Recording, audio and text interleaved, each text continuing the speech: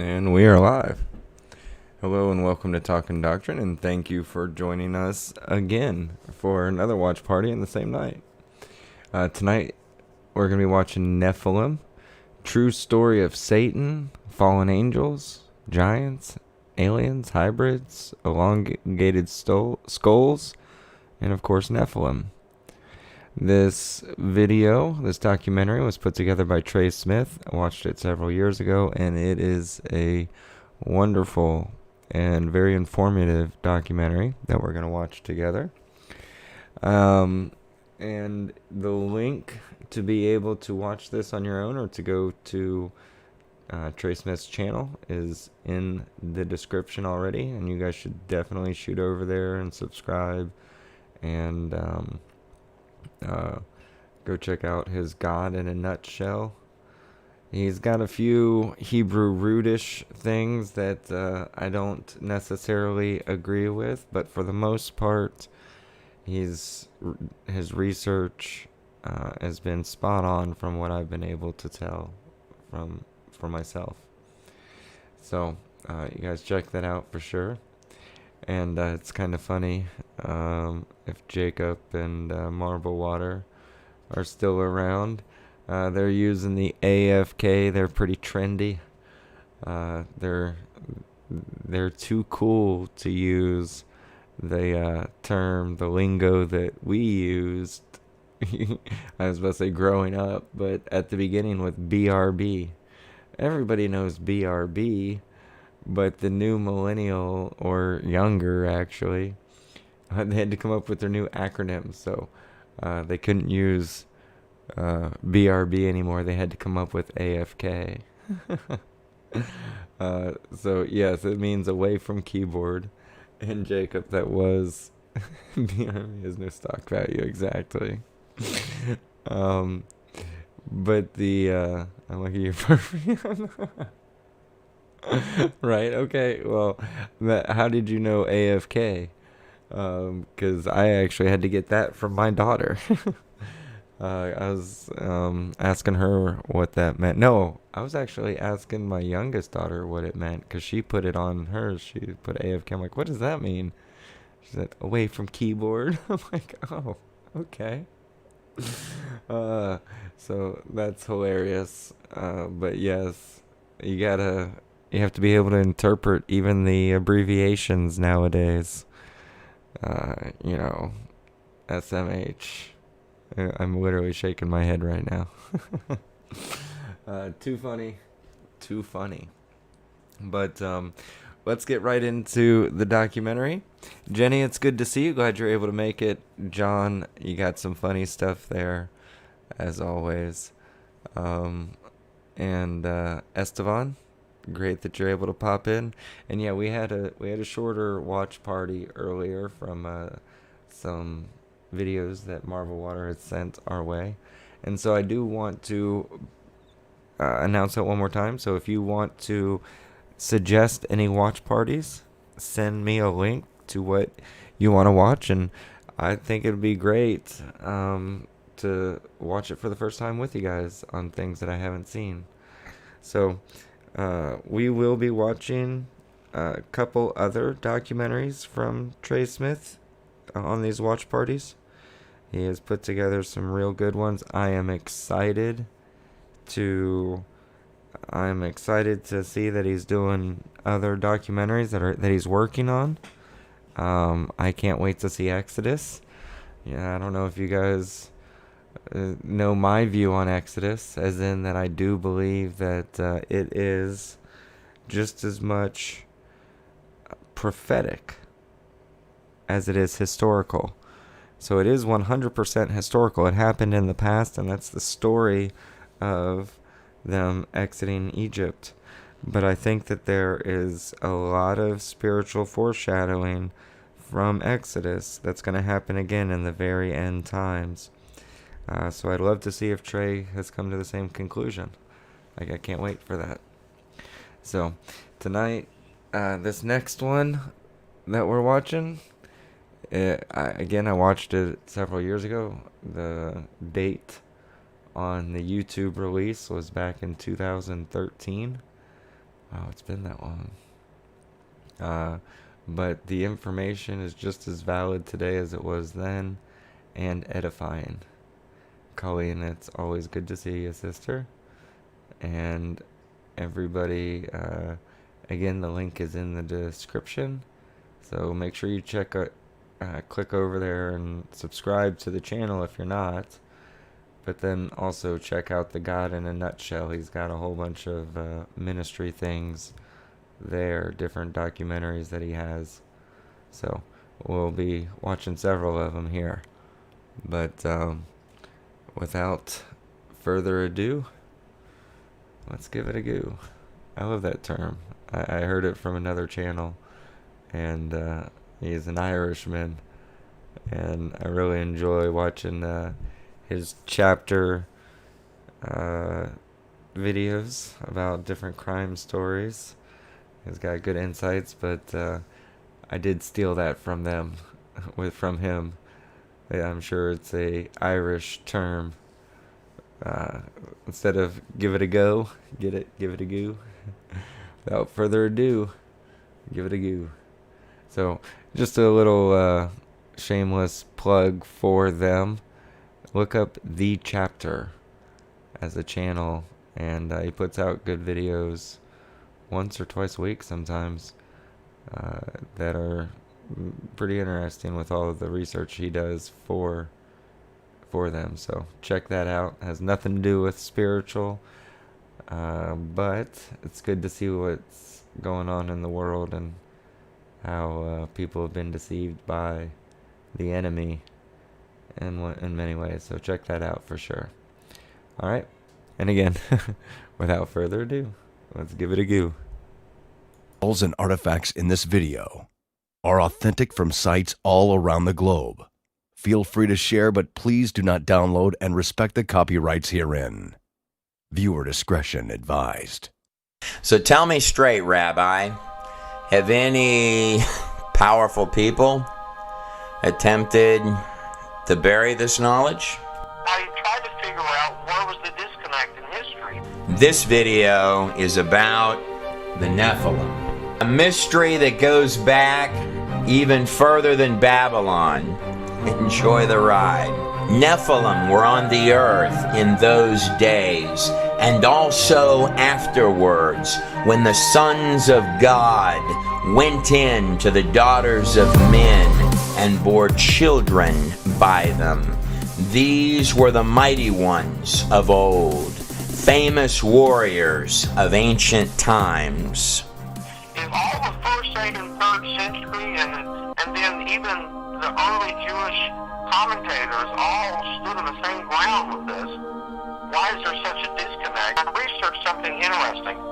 There was a second council in Constantinople from the early Roman Church. This was in 553 Right. AD.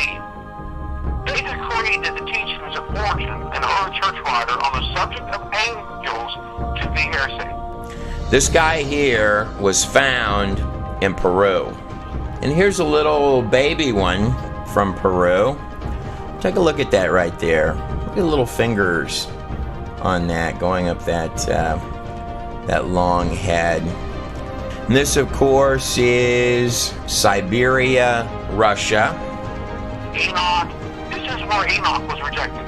This is where the early church fathers started becoming objective. And if you see something here really interesting, they even go really far with this.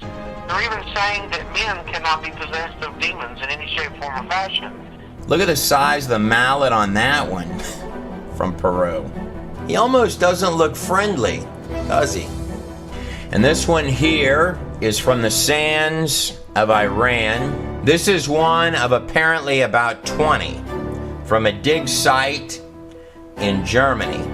Would you say there's anything at all about that guy there that doesn't look, I don't know, human? This one was found in Bolivia. Hold on to your seats. We're gonna go over some unique features on these long heads in just a minute. Also found in Russia, Peru. The sheer mass on the back of some of these is astounding. Here's a child being held. Look at the size of that one in the middle. This may be the largest one in terms of head volume out of Peru. Now we're really starting to leave the it looks human range. This guy here was one of 13 found at a dig site in Mexico.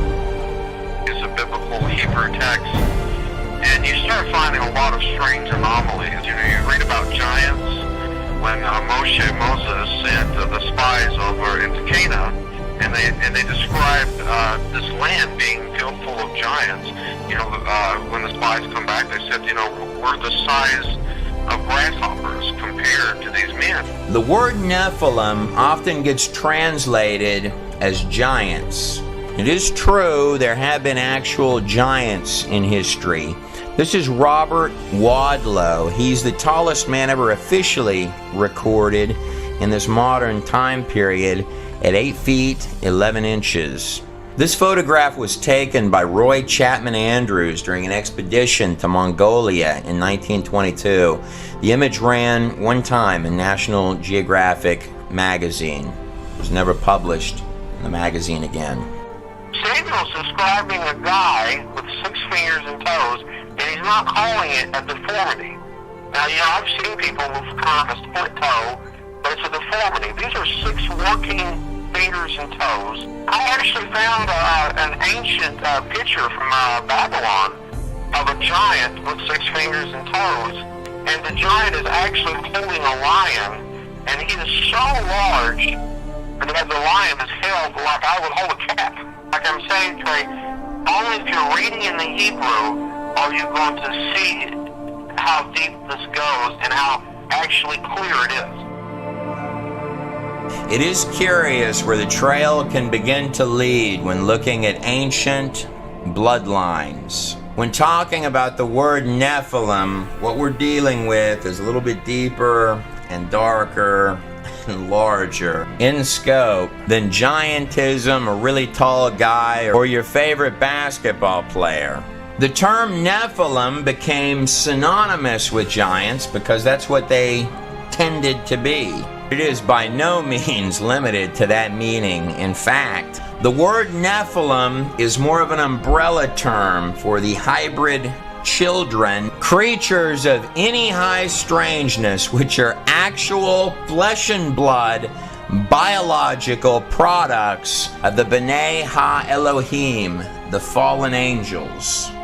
Well, first, the word Nephilim is actually a plural from the Hebrew word nephal, fallen. And when you say Nephilim, you're basically saying the fallen ones. Genesis chapter 6, verses 1 through 2 says, when men began to increase the number of the earth and daughters were born to them, the sons of God. The term sons of God, or the B'nai Ha-Elohim, can mean angels, fallen angels, or, in the book of Enoch, the watchers. Sons of God saw that the daughters of men were beautiful, and they married any of them that they chose, and had children by them. So at this moment, without going off of any of the physical evidence, and before taking a really deep look at these skulls, or peering into the history, and just using the text alone, in any authentic text, whether you're dealing with actual angels, or you're talking about fallen angels, these are not Hallmark card creatures. These are extremely powerful entities. Angels often get depicted in artwork with wings. Now, the Ark of the Covenant does have 2 cherubim depicted with wings over the mercy seat. But, key term here, these angels are representing the cherubim at the throne of God in heaven. But I can't find one spot in the entirety of the Greek or Hebrew biblical texts where angels, dimensional beings, B'nai Ha-Elohim, stepping through into this reality, had wings. From the angels at the tomb of Jesus Christ, no wings, all the way back to Genesis, to the angels that visited Abraham, to the angel that dropped the chains from Peter's wrists and said, "Get up and come with me." Every iron-locked door opening before their path, and soldiers seeming to fall by the wayside, unconscious. Peter had some clout with someone somewhere that night. The soldiers that had fallen asleep woke up to be executed the very next day. The truth is, there are wealths of these throughout the text. The helping hand that seems to arrive in extremely particular moments when all hope might otherwise seem lost. Or messengers appearing to announce highly specific events in human history. Events and moments that would change everything. You know, it almost reads like someone sort of guided how all this comes out. One of the most stunning discoveries of the 20th century is that the entirety of the universe is finite. That's actually extremely powerful knowledge. Reality can appear solid, but in truth, it's 99.9% empty space. The base framework of reality itself, at the deepest quantum level, is not made of matter, but of little statistical probabilities appearing wherever they need to appear next. Even the majestic ticking minutes of time itself are quantized at 10 to the negative 43 seconds. And every single three-dimensional particle pixel of this place is not random. In fact, they're 10 to the negative 33 centimeters. The fabric of reality is finite, almost like a pure data live stream, and it's not random. That's extremely powerful knowledge. It was Albert Einstein who once said, "Reality is merely an illusion." When you hear the physics guys talking about the universe as a hologram, or saying that our reality is a simplified projection of a much more complex reality, or saying that time, space, and matter are synthetic, I don't know if I like the term projection. It seems far too limiting. Or mathematicians who might say that the whole place appears to be a product of mathematics, which our mathematics are extremely inadequate to describe. It is true that a created thing can never understand the full scope of who created it. Bottom line, that this place is couched in a much larger spiritual and dimensional reality. These are the words of Paul when writing to the Hebrews. "Do not forget to entertain strangers, for some have entertained angels unaware." How can a spiritual being, an angel, or even a whole set of fallen angels, give actual birth to its own genetic line of anomalies? How can something spiritual, dimensional, interact with something physical? I'm not sure that the lines are quite that black and white. It was Jude, the half-brother of Jesus Christ. Mind you, this comes right before Jude quotes from Enoch 1:9. Enoch would be the seventh from Adam, the great-grandfather of Noah in the book of Genesis. Genesis 5:24 And Enoch was not, for God took him. God really liked Enoch. And so Jude is saying, even the angels, which kept not their first estate. Angels there is talking about fallen angels. The term kept not their first estate has a dual meaning in that sentence.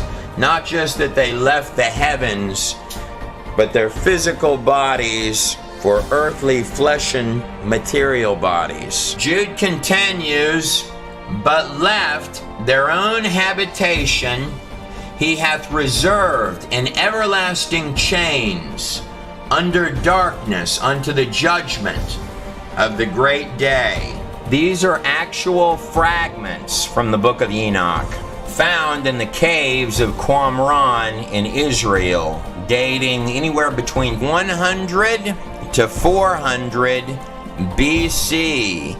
And of course, the most famous document and record to come out of those caves was this actual image of a scroll of Isaiah found in those caves, which had scholars literally holding their breath until they found out that every single word has an exact precision matching our current text that is uncanny.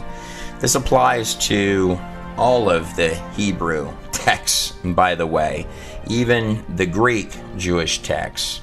The fragments from the book of Enoch matched up perfectly with copies found by explorer James Bruce in complete Ethiopian Bibles in 1773.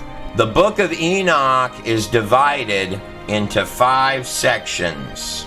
It's in the Book of the Watchers, where the bulk of the Qumran fragments come from, that Enoch is telling you that a set of 200 fallen angels made physical entrance to this place.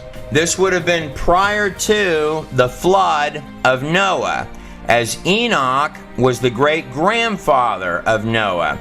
In fact, this would have been more than 1,000 years before Noah, as Methuselah, the longest living man ever recorded in the biblical text, lived 969 years. If you do the math on it, Methuselah actually died the very year, or 7 days, before the flood.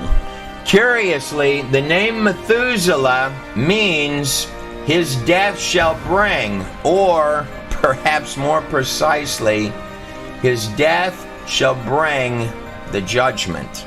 Speaking of strange skulls, skulls like this one here are what the archaeological community often refer to as Neanderthal skulls, like this actual image of a Neanderthal skull on the screen here. Now, there are all sorts of variations, shapes, and sizes of monkey bones on the planet Earth. Monkeys and humans are grandly different in their bone structures. This is a human skeleton, and this is a set of monkey bones, like this actual bone structure of a gorilla on the screen right here. Out of hundreds and hundreds and hundreds of thousands, if not millions, of both human bones and monkey bones, such as the infamous skeletal structure of the small monkey Lucy, seen on the screen here, on the entire face of the whole planet Earth, there are exactly 0 mixtures of half human, half monkey, or monkeys becoming humans. Or the more commonly used terminology, there are no missing links.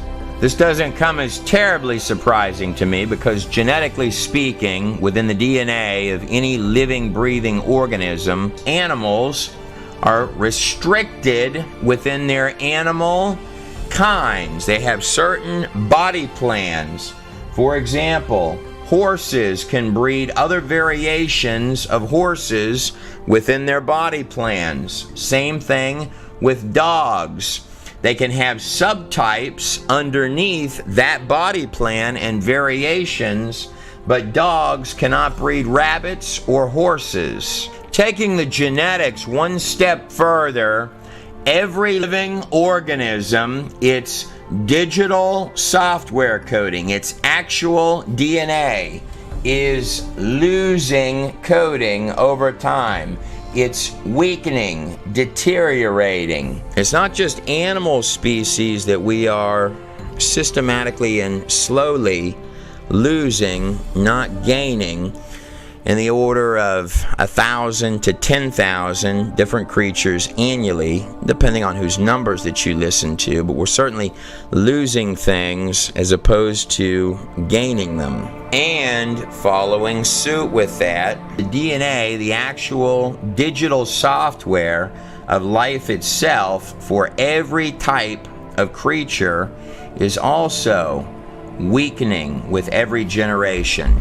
The same as would happen as if you make a copy of a copy of a copy of a copy of a copy of anything, you're going to see it weaken, not strengthen. A Neanderthal skeleton and skull is absolutely identical to a modern human, except for a few key features.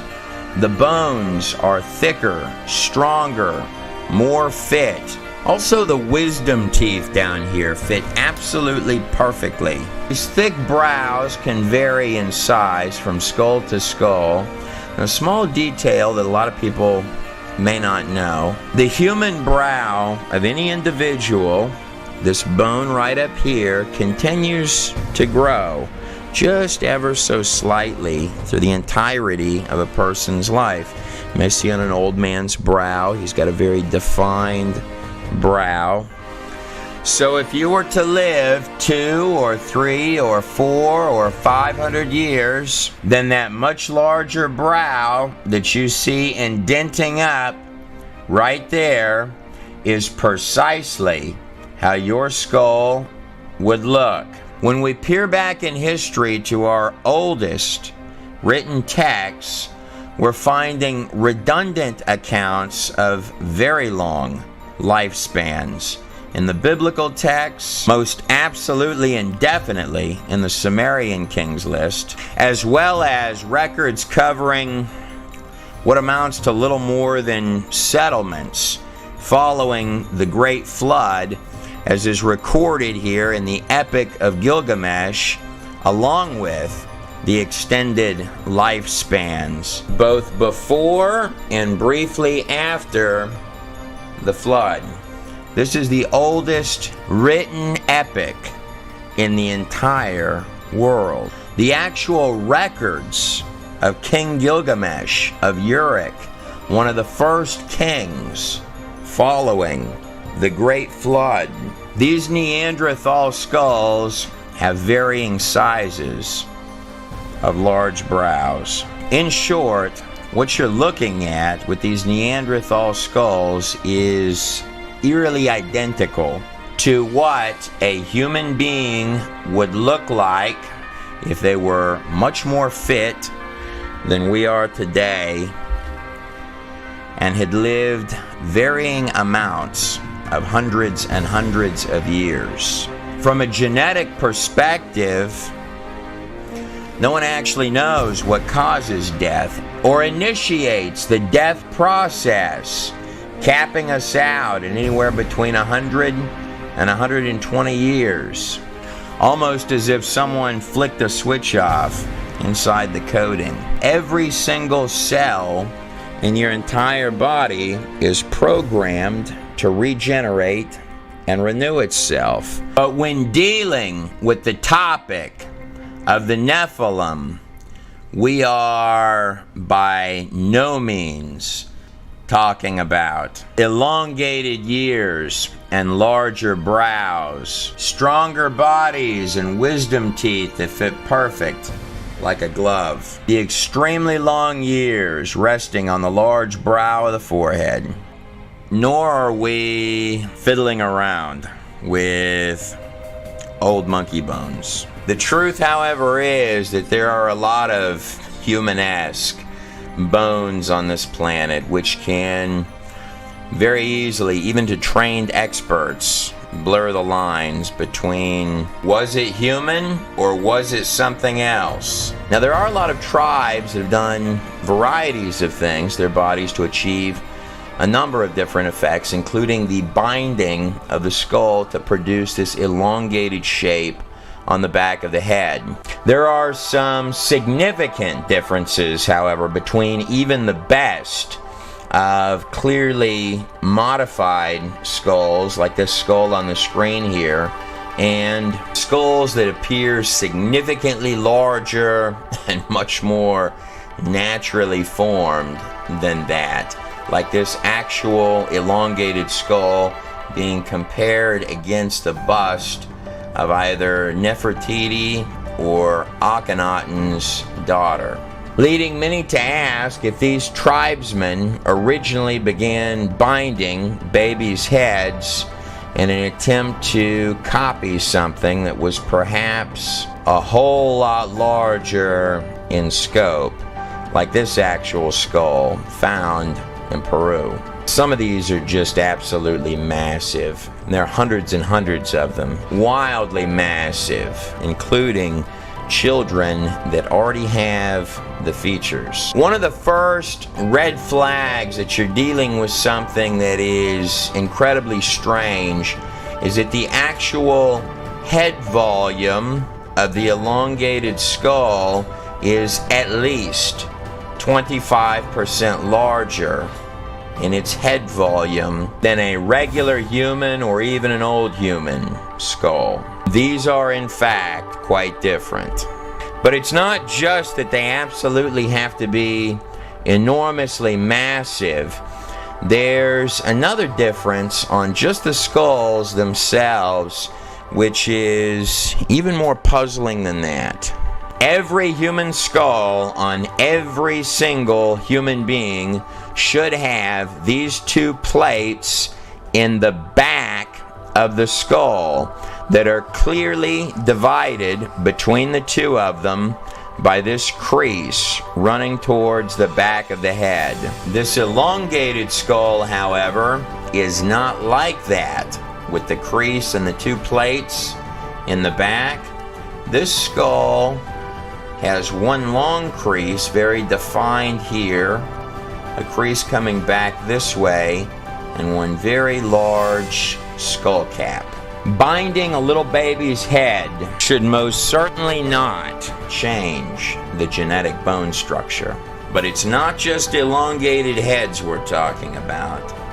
We're also talking about giants, like this Thailand image holding the enormous sword and the two fangs or tusks coming out of the mouth. Now, I do believe that's a Babylonian Ishtar right there, depicted as a circular disc, which these three gentlemen are bringing before this very large character.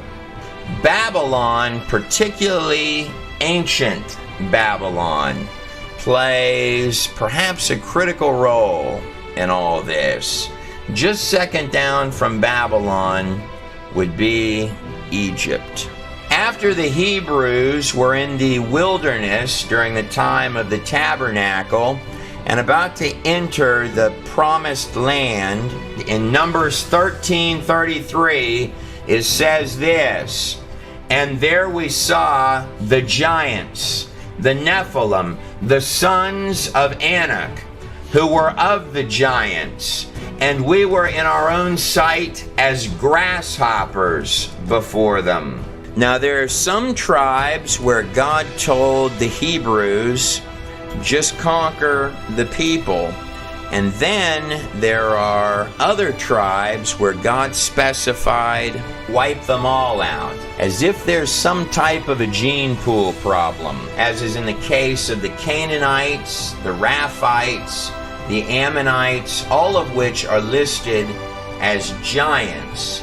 And then you've got other types of tribes, like, for example, the Amalekites. The first part of Amalekite means people. The second part of Amalekite, it's an ancient word in Semitic languages that means vampire-like demon. These Amalekites were not human. And a lot of people believe that this is where the vampire legends came from in Romania. And I'm sure the Israelites well knew this by looking at them. I mean, if the Amalekites are considered a vampire-like demon, I'm sure they probably had the features. Deuteronomy 3:11. Only King Og of Bashan, the giant, was left remaining of the Raphites, the Ammonites, or so the Hebrews believed. But the truth is, giants have been reported in archaeological finds all across the globe, particularly in the United States, which is what most every one of these news articles right here going down the screen are about. Many of them from the New York Times. Some bones are still available, however, like this actual image of a jawbone recovered from a giant skeleton in Nevada that's being compared to a human jawbone on the screen. How large do you think that skeleton actually was? Or the Indian legend of the red-headed giants. Interesting about Indian legends, the symbol of the how is often said to ensure that the other guy does not have 6 fingers.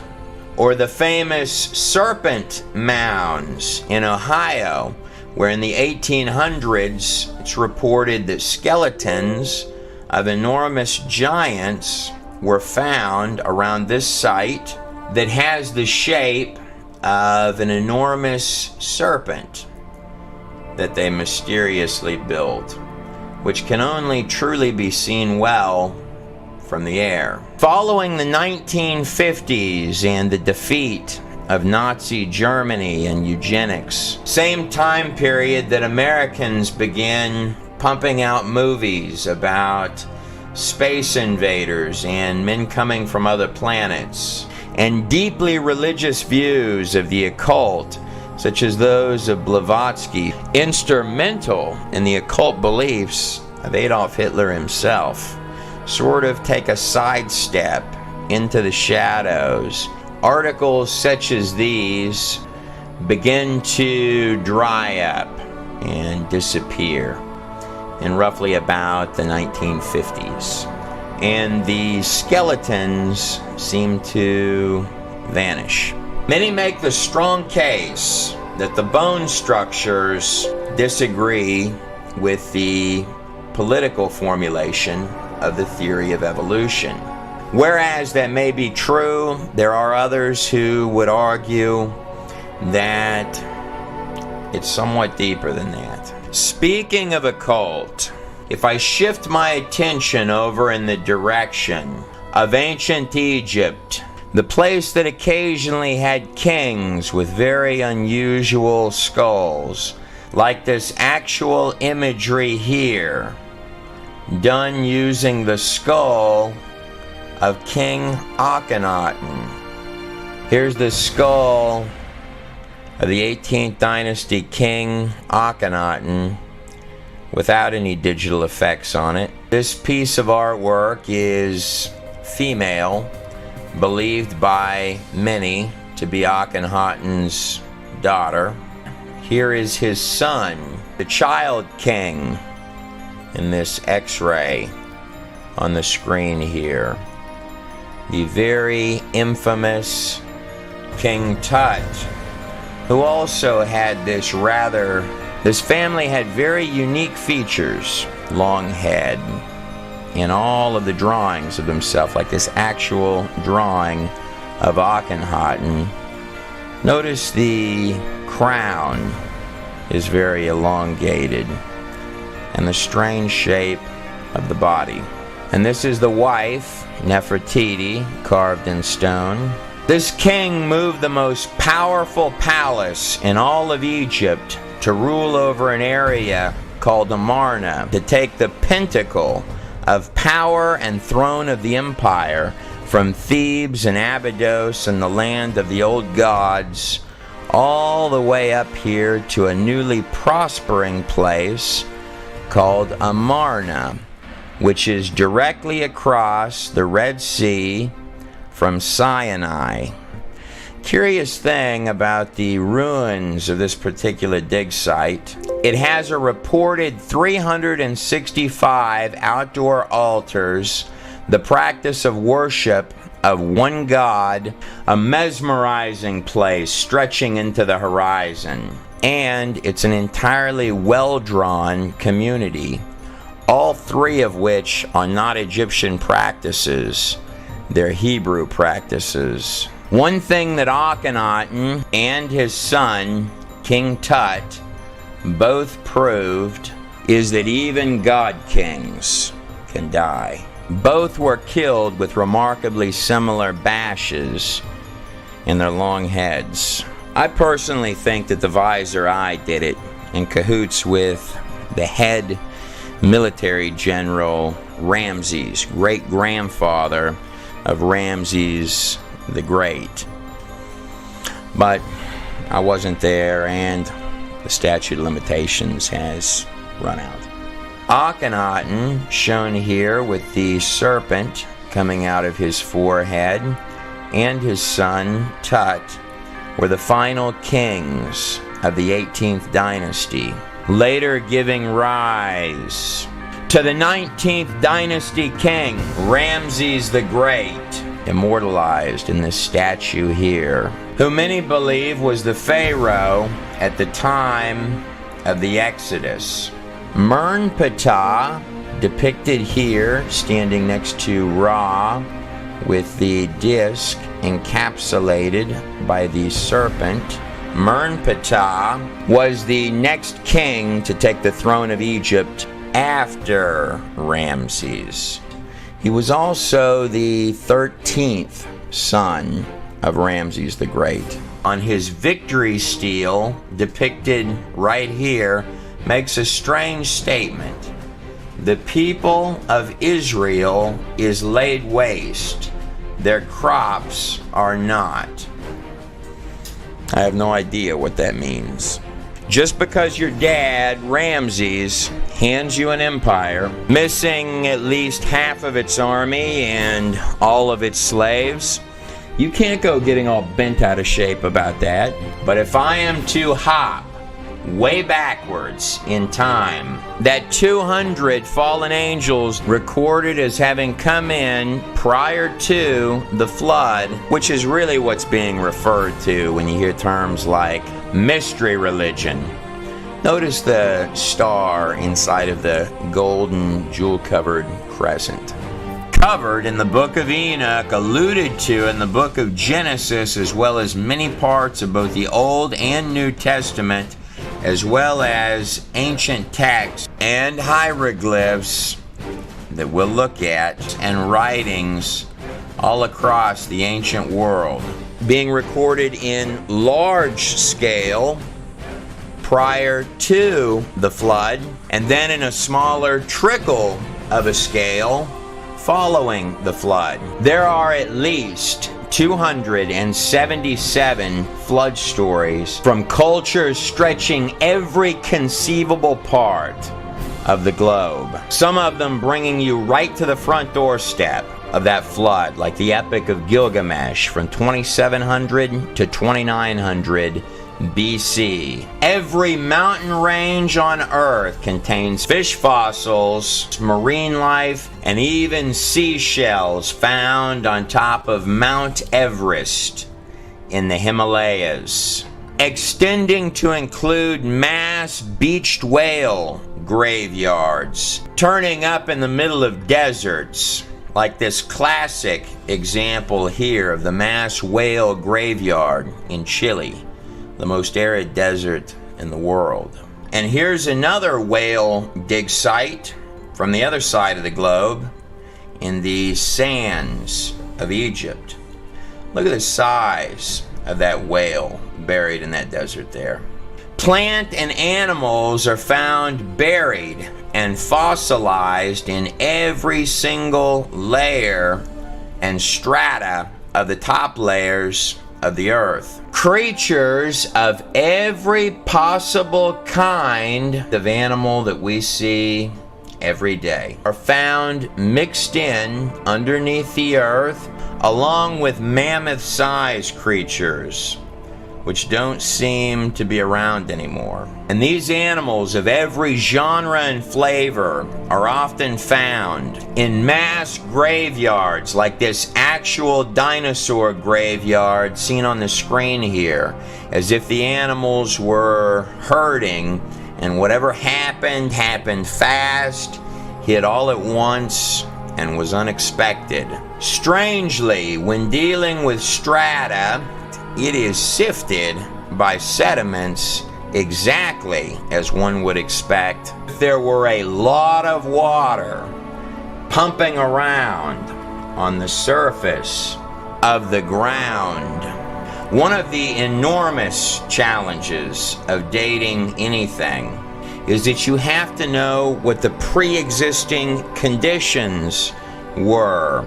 For example, this dragonfly fossilized on the screen here has a 2.5 foot long wingspan. Dragonflies take in perfectly the amount of oxygen that they need to fly. If one were to assume that atmospheric conditions, oxygen levels and carbon levels in the past were like this, when they were actually way up here like this, that would indeed pump out numbers that were very large all across the board. This dragonfly on the screen could not lift up off the ground and fly today. We find extremely high oxygen levels in little bitty air bubbles trapped in ancient tree sap, even buried in common things that we might not think about. Look at the size of this modern day elephant in comparison to this giant animal here, Bronchiosaurus. Much of this stuff requires an entirely different and much more lush environment. This elephant is about the size in girth as the base of the neck of this animal. Bronchiosaurus would have a terribly difficult time lifting its body today. And that is but one tiny example of an Everest-sized mountain of thousands. The most common method of dating in this present day is using fossils to date geological layers and using geological layers to date fossils. Though some would call this circular reasoning, one thing that I find fascinating, not only are there mass burials of animals underground, but there are mass burials of trees going all sorts of different directions.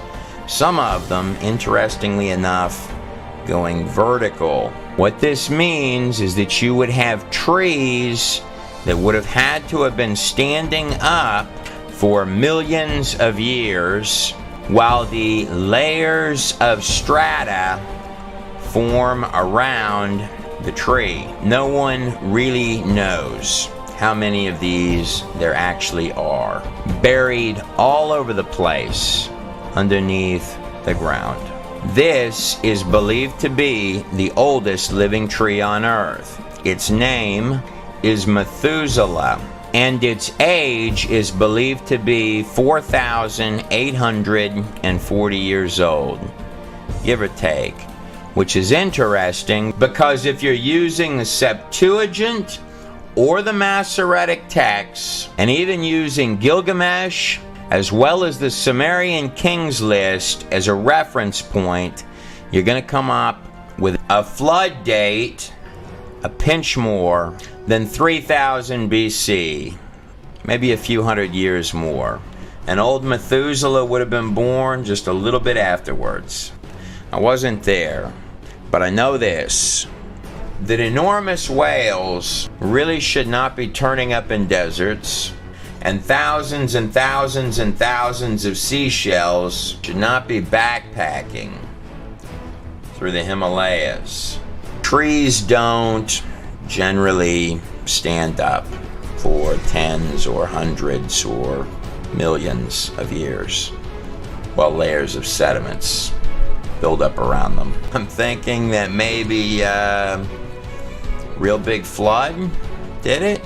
Occasionally I'll hear commentators state that ancient India is tens and tens, sometimes even hundreds of thousands of years old. And I've tried to chase the rabbit trails on what they mean by that. It's not just India. You'll find this pulling dates out of thin blue sky, particularly in media stuff, a lot. I can't find what they're referencing. The empire of India began following the death of Alexander the Great in 323 BC. You begin to see the rise of the first empire of India, the Mauryan dynasty. Going back even further into the Far East, the rise of the first dynasty of ancient China, the Jia dynasty, its inception at 2000 BC, bringing us full circle to our first empires, which would rise right down here in Mesopotamia, where Babylon would become, in the ancient city of ancient Uruk, where Gilgamesh ruled. Land of the Star, which is rested inside of the Crescent. Babylon and Egypt, your two opening players of occult empires right after the flood.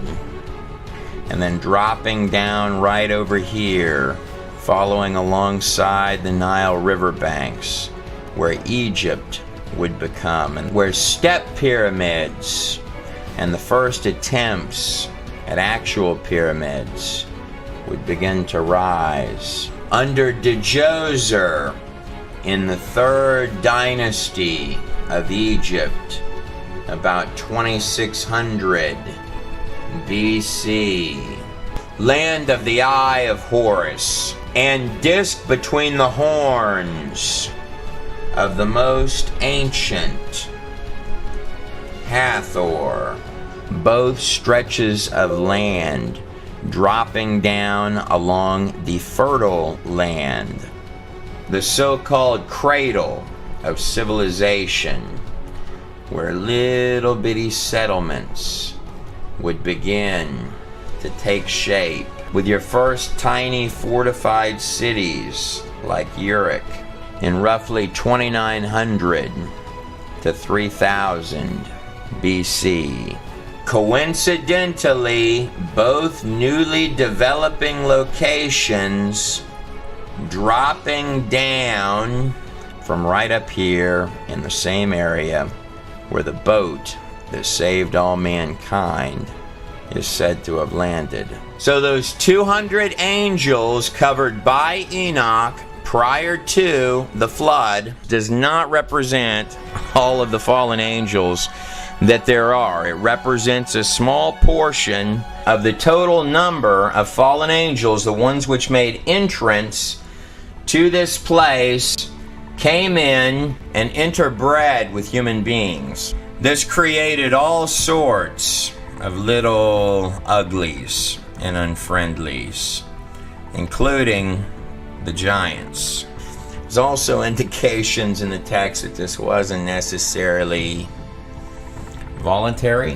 What some of your oldest pages and little bitty scribbles on earth, including Enoch, in full detail are telling you is that before that flood, something unfriendly made entrance to this place and was genetically breeding itself, creating its own offspring, turning mankind into a blood-bathed circus of its own unimaginable and twisted design, spreading like a virus generation after generation after generation for more than 1,000 years, until the flood came along, wiping the slate clean, taking everything back down to zero. But then afterwards, another little bitty door opened, and perhaps what was in the past might slowly creep its way back in for a final show. It's my extremely strong opinion that the bulk of the hundreds of truly strange bones and enormous skulls, unlike man, in this video came after the ancient flood. Nephilim were on the earth in those days and also afterward. Genesis 6:4. Breeding generations. Look at the scope of the size of this child's head. And then breeding even more generations. The size of the eye sockets are enormous. Moving up this large skull. And then dropping down to breed some more generations. And here's another little baby one. And then breeding even more than that. And look at the eye sockets in comparison to the size of the skull atop that tiny skeleton. Enoch 7:3. And when men could no longer sustain them, the giants turned against them and began to devour mankind. It really is absolutely astounding. It's almost impossible to believe that what you're looking at really is real. This one commonly gets called the Royal Redhead. A special thank you to Brian Forrester,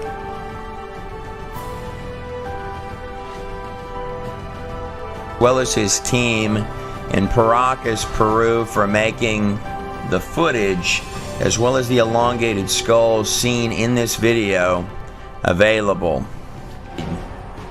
That is one strange head.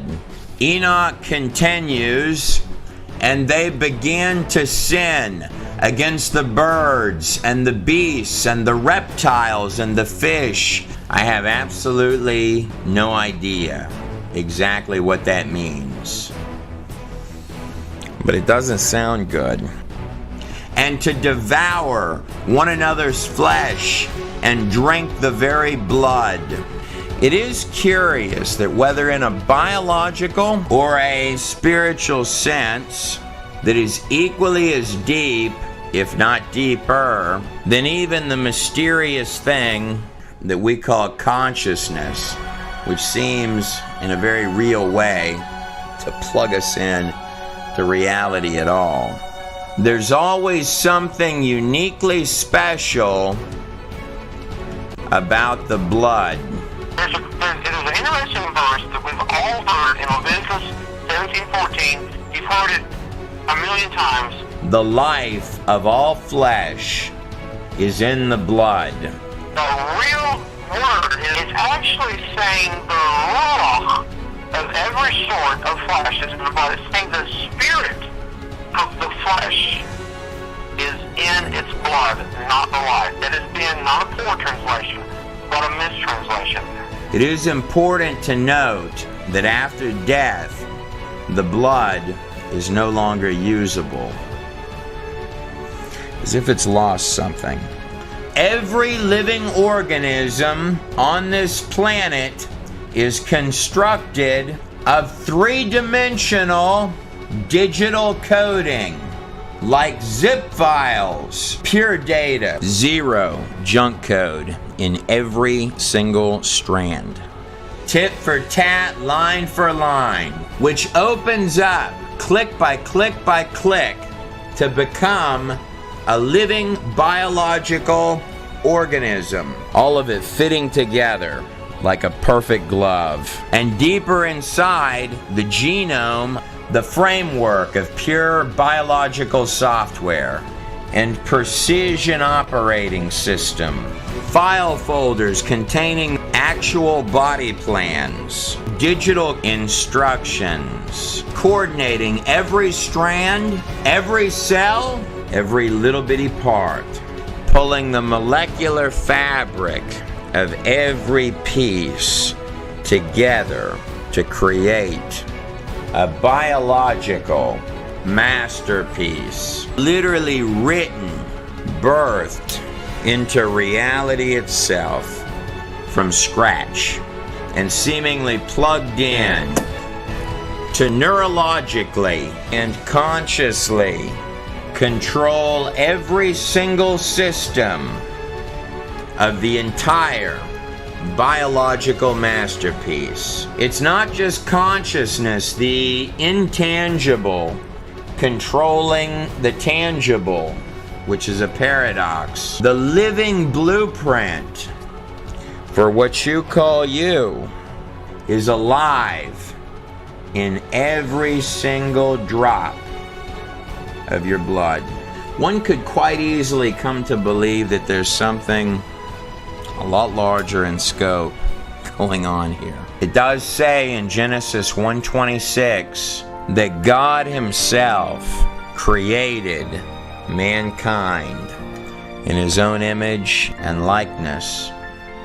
It's a powerful statement. When you're dealing with the ancient past, or things which may even boggle the minds of trained physicians, let no detail, no matter how seemingly trite, slip through the fingertips. To truly understand Babylon and the time periods lasting to this modern age, the more recent past from which these skulls likely come, one could easily make an extremely strong case that we are merely infants running loose in very short-term little bodies, biological machines, through which we peer out consciously into this thing that we call the material world, built and constructed right out of thin air by digital coding, light years more sophisticated in each and every single strand than all of the computer software made by man combined all the way back to the very first computer. What the pages of Enoch are saying, as well as the Hebrew texts and cultures all across this globe, is that something has tried to plug itself in and insert itself into all of that. Enoch is not just talking about a set of very dark, fallen beings and producing their own hybrid children. It goes a lot deeper than that. What he's telling you is that these fallen angels, which produced the Nephilim, neither completely angel or completely human, but something in between. So what he's literally saying is when they die, their souls come out from the race of giants that came from this union, gave way to a brood of evil spirits. And those are the foul spirits of the earth, the demons. The Nephilim die, they become or get added to the number of demons. Beings which later cultures would call the underworld gods, the shadow creatures from all of the ages of history. Things and creatures that can possibly bleed through from a realm that might be just as close as the air between your fingertips. Now, it is always eggs and semen that things like this are after, right? or be summoned. Notice the little baby down there in the image. There's a big part of me that thinks that that thing there might not ultimately want to be friends. Almost like whatever it is, it's close enough it can see you. Enoch used the term the Watchers. But in terms of evil, the deeper, darker, more twisted and macabre, the better. And the higher the place of the carnage. These aren't fallen angels. If he casts them out, the fallen angels can go. They can go to the high places. But these aren't fallen angels. These are demons. These are Raphaim. These are dead Nephilim. Don't forget that I brought up the high places. Sure is a lot of red way up there in this drawing. The more vicious and brutal, the more bloody, yet venomous, terrifying, and precise. The ceremony, as if intoxicating things that dwell in the darkness. One of the most respected names in the field of ufology, his opinion shared by notable others such as J. Allen Hynek, was none other than Dr. Jacques Vallée. Instrumental in Steven Spielberg's Close Encounters of the Third Kind. Commonly stated his belief that the UFO phenomenon was in fact demonic. Human beings are under the control of a strange force that bends them in absurd ways, forcing them to play a role in a bizarre game of deception. Was Aleister Crowley, a self-proclaimed black magician at the top of a great many of the most predominant secret societies, to give the first drawing during the 20th century of one of these large-headed entities, a character that Crowley claimed stepped through into physical reality. This entity would ultimately become what Crowley would describe as a spiritual guide to him after an extensive battery of very intense black magic rituals. You may find some similarities between Crowley's drawing and thousands, if not tens of thousands, of other such entities drawn by people from every walk of life all around the globe. Crowley is quoted as stating, "Today, they call them angels and demons. Tomorrow, they'll call them something else." The UFO phenomenon simply does not behave like extraterrestrial visitors. It actually molds itself in order to fit a given culture. John Ankerberg, John D., the head intelligence officer under Queen Elizabeth in the 1500s. He would do the deepest of interlayer occult rituals, popularizing such ideas as the crystal ball, alchemy, and the philosopher's stone. These long hours of ritual occult on behalf of the Empire of England were done with fellow black magician Edward Kelly. Kelly would ultimately leap to his death from a castle tower window. John D., however, would go on to catalog extensive lists, meticulously detailing out a vast array of entities, which he claimed not only could communicate, but could also physically step right through into the material world itself. Though the public position and statement of the Empire was that D was communicating with angels, D's diary, discovered following his death, told a different story, recording that the entities were becoming more and more evil. Notice the serpents, stating more and more emphatically, "These things are lying to me. They're not angels, they're demons." UFOnauts and the demons of past days are probably identical. Dr. Pierre Guerin, in looking at accounts of claimed aliens, all roads seem to lead to the occult. More specifically, either Egyptian or Babylonian. Ephesians 6:12, for we wrestle not against flesh and blood, the claimed mystery religions themselves, but against principalities, powers, rulers of darkness. Whether you're talking about something that just appears in the skies, spiritual wickedness in high places, which really does beg the question, where is it when you don't see it? One theory which can no longer be taken very seriously is that UFOs are interstellar spaceships with Sir Arthur C. Clarke, or physically step through into this reality. Your ancient texts are taking you at least 10 steps further down the rabbit hole than that. I have yet to meet one person who has come out of the occult that does not have, in some cases, terrifying and extremely tangible and real accounts to give. I also find it particularly interesting when I've gotten to sit down with people who have had life after death experiences. Most especially if they were legally dead for any number of minutes and have actual medical records.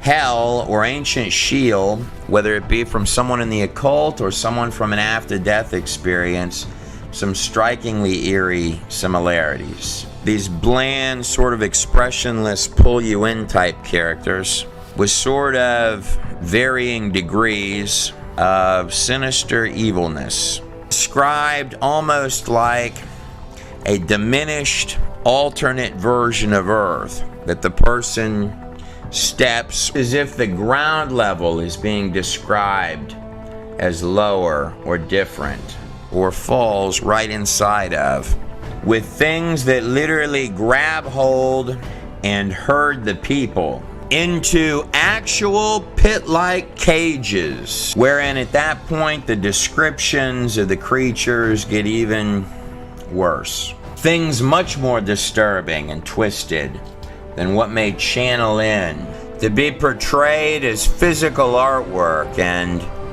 representations of something through the imaginations and the minds of men. Ephesians 2:2, in which you used to live when you followed the ways of this world. What fascinates me is when people look up and they describe, and the ruler of the kingdom of the air, like these sky city type of apparatuses, this spirit who is now at work in the sons of disobedience, sort of hover in a murky or black, dark, scarred horizon. Whether in personal accounts or even in Enoch, you get these hints of things that are in the air and things that are moving.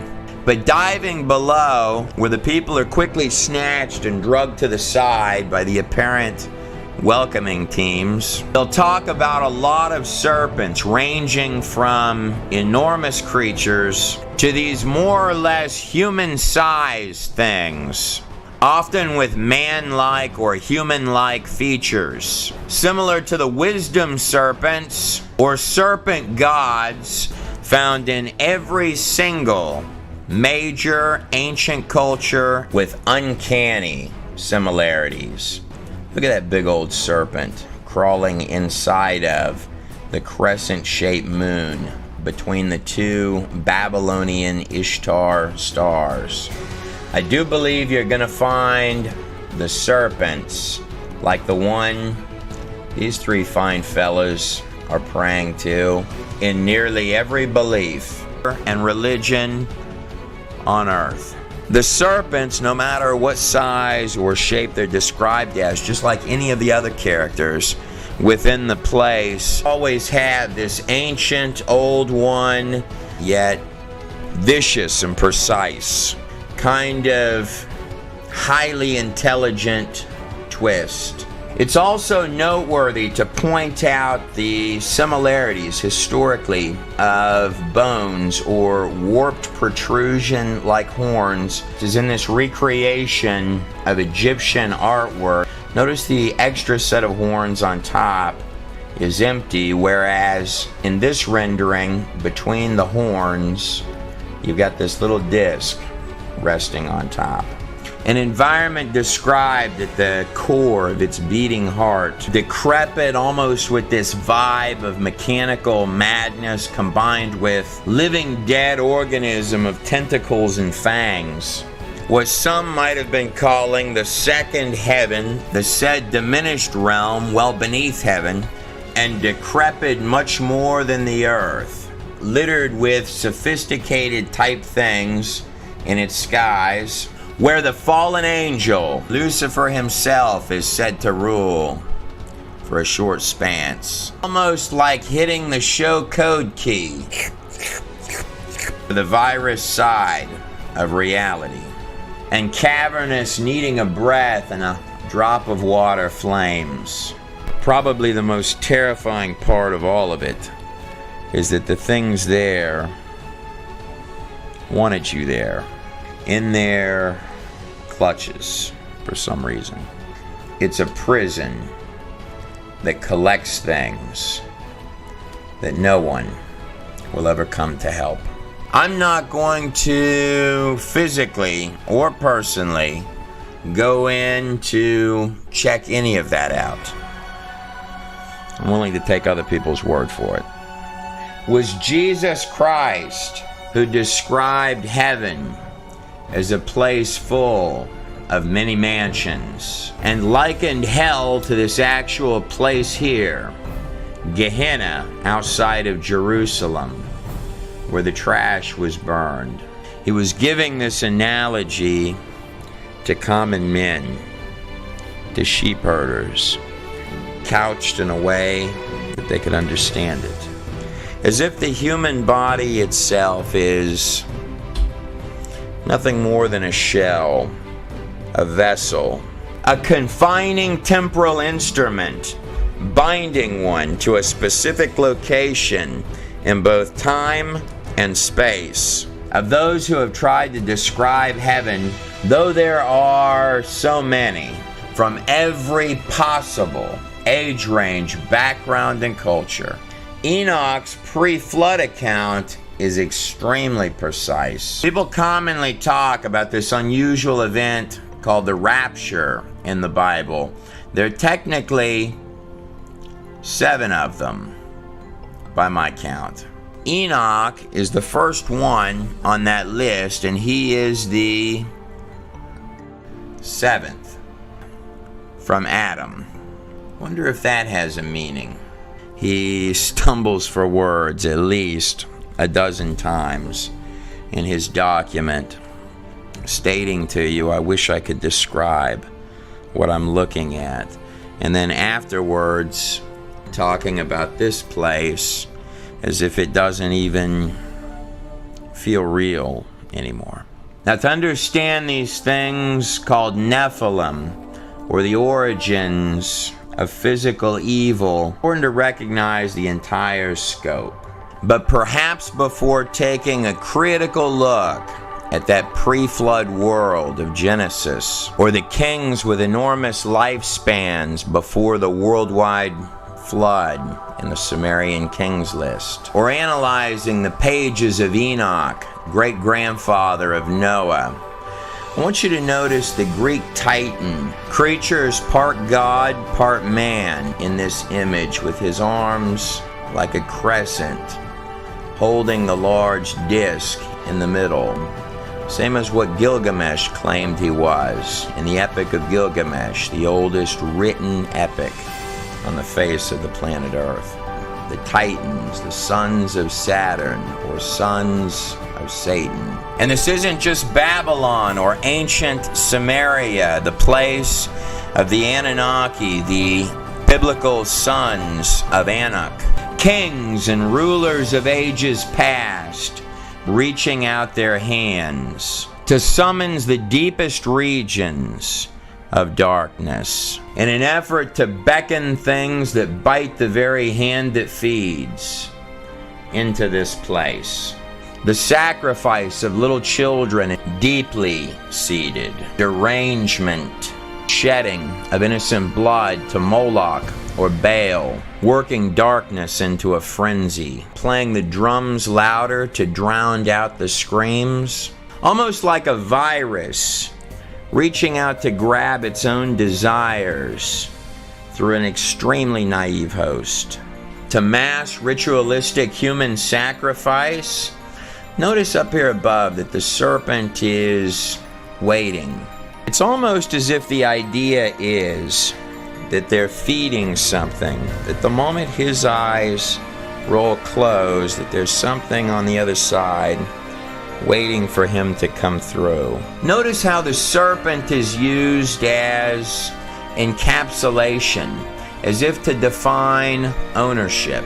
It says something really fascinating in Genesis 3:15, right after the eating of the fruit and the serpent in the garden.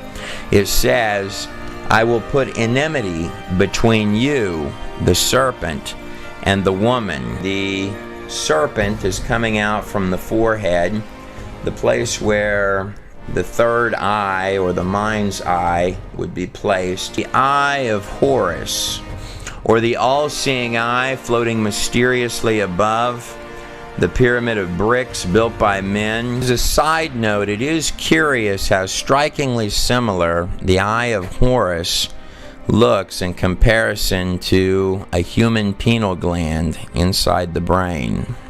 And dimensionally peering into this world through the glass darkly. And of course the Inca with the symbol of this little bitty owl sort of peering through. And between your offspring, the seed of the serpent, and her offspring, he shall bruise your head, and you shall bruise his heel. Now take a good look at these symbols that look like little horns with a circle inside them on top of the head of these two serpents. Here's an enormous version of the same symbol. You're going to find quite a lot of these in ancient Egypt. Perhaps quite often on the head of an Egyptian goddess, and there's the little serpent. But it doesn't always have to be represented like that. For example, this golden cow's head here. See here, even the cow's got a little serpent with the two ears or horns that make sort of a cradle. Stars always representing angels inside of it, with the sun shining light out from behind the ears inside of the cradle. But the sun also sort of looks like it makes an eye-shaped appearance going around it, or a crescent moon with a star. Now when you're talking about stars, like this large representation of a Babylonian Ishtar sitting couched inside of its crescent, the stars, when used in ancient texts, are extremely often symbolism for angels, or perhaps even a very particular fallen angel. The answer goes all the way back to the Temple of Hathor, to the mega complex of Dendera. Hathor goes all the way back to King Narmer himself in Dynasty 0. That's King Narmer right there from the Narmer palette found in the Temple of Horus. Notice up here the long crown on the head of the king. And at the top of the palette of the first king of Egypt, the first symbol of the face of Hathor.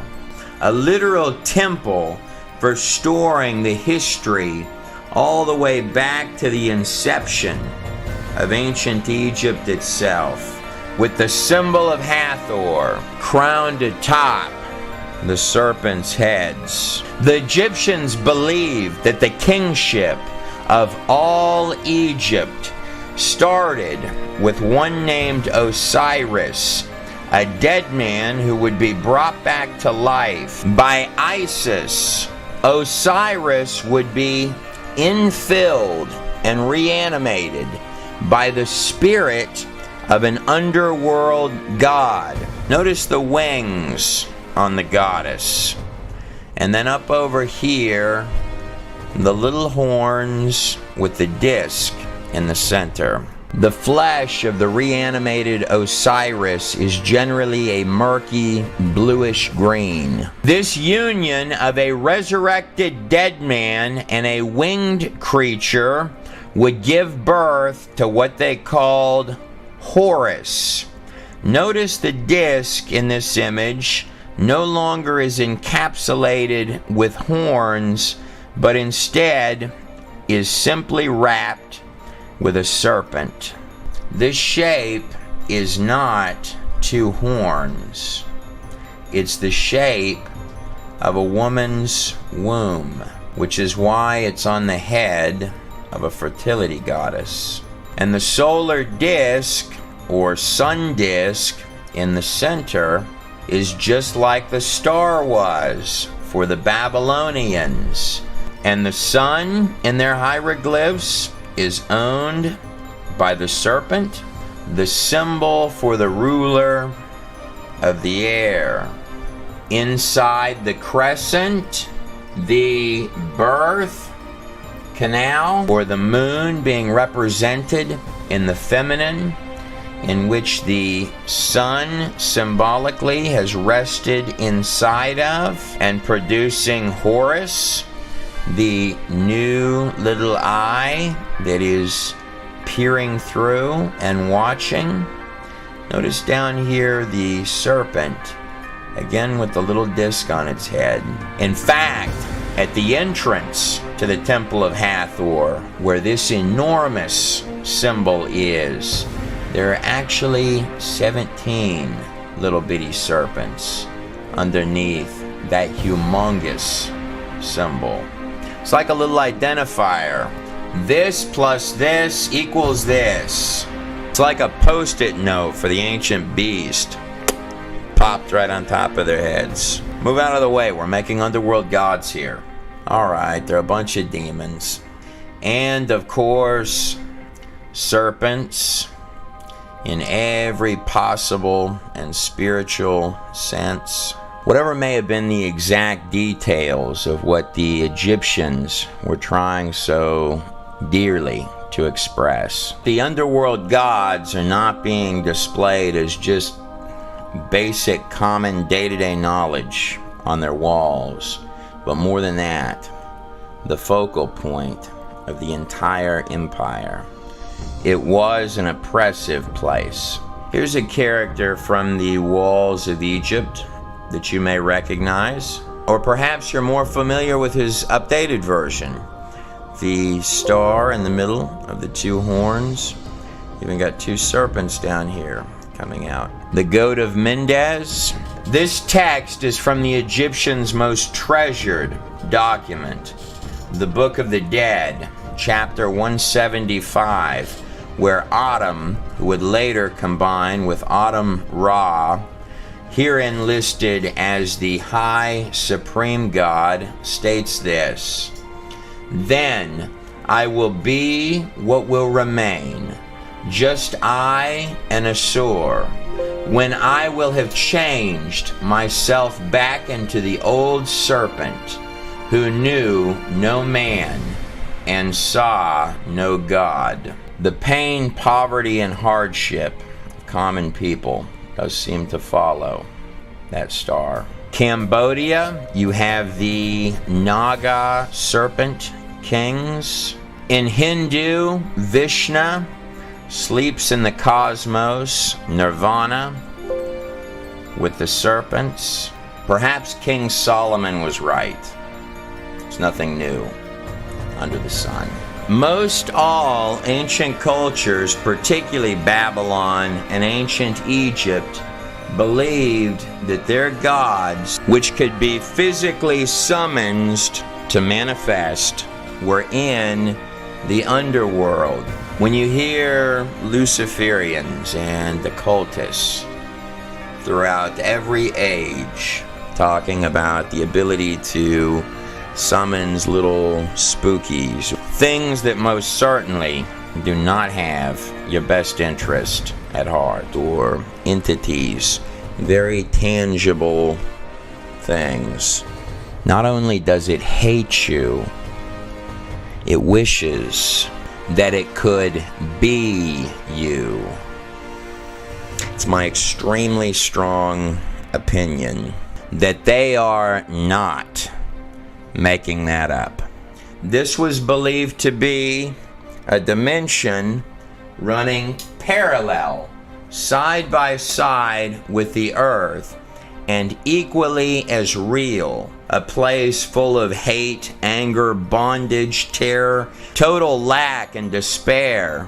A place where mankind is herded up and cast to the fangs of a vast array of frightening things. But in the very halls of pentacles of power throughout the ages of earth, men from nearly every age of empire, both great to small, in pursuit of mankind's age-old hang-ups, lust, greed, power, or the really big one that goes all the way back to the serpent in the garden itself.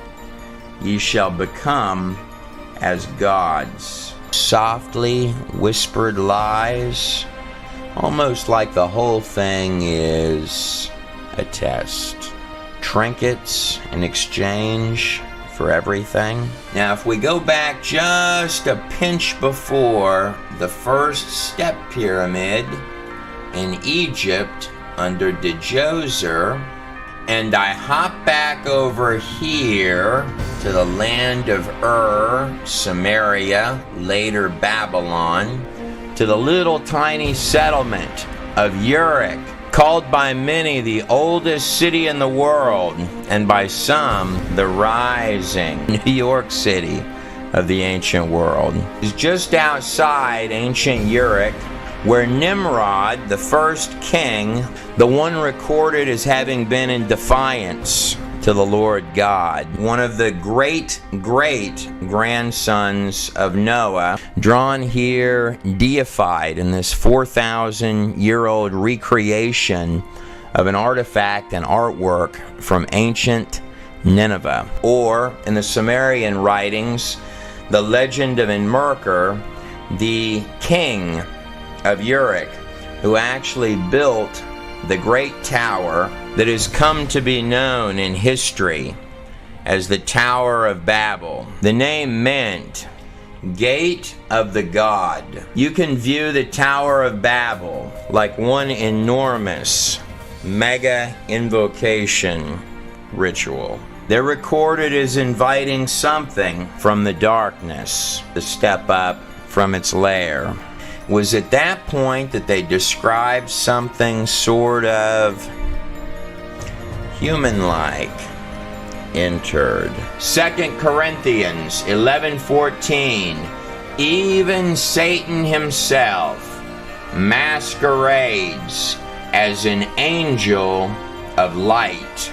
The Sumerians called it the Enki, as seen on this actual inscription. He's making entrance through this little doorway with these lines around it, surrounded by these two characters with heads that look something like this. And the Enki was called the Lord of Earth, the giver of knowledge, or the morning star. Sometimes the word Abzu, or the symbolism, like these little wiggly lines here, gets translated as waters. It's not quite correct.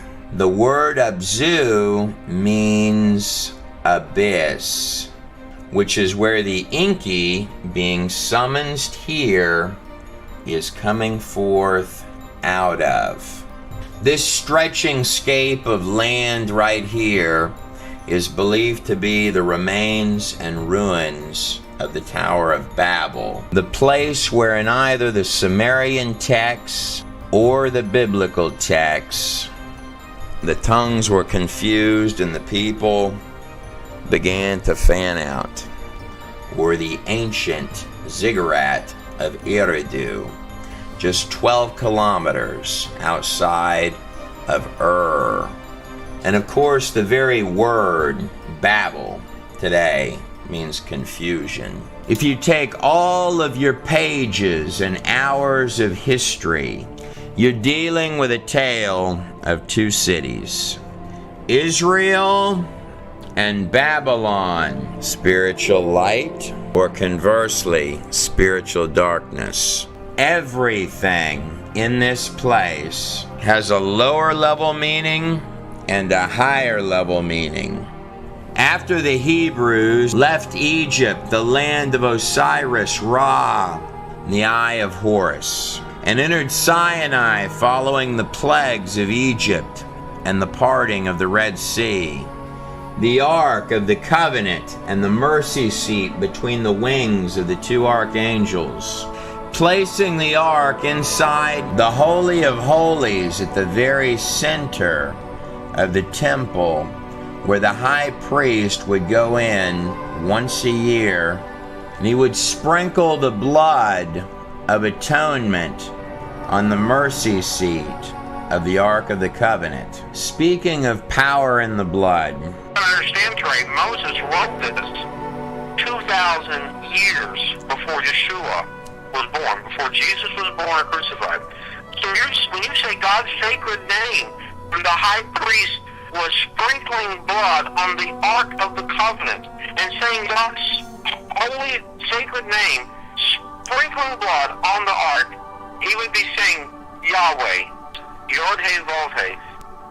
And the word picture is behold the hand, behold the nail. Once a year, in the center of the tabernacle, in the heart, that's the unspeakable name of God, by the way. In the Holy of Holies, while putting the blood on the Ark of the Covenant, the high priest sprinkling the blood once a year would be saying, behold the hand, behold the nail. Surrounded by the encampment of all of the Israelite tribes, God gave some very tedious instructions on the setup of this camp in the wilderness, with the Levite priests dead in the center, in fact itemizing out what the exact population numbers were of each of the tribes that were camping. Sometimes the most curious things are buried right in plain sight. I saved some time for you.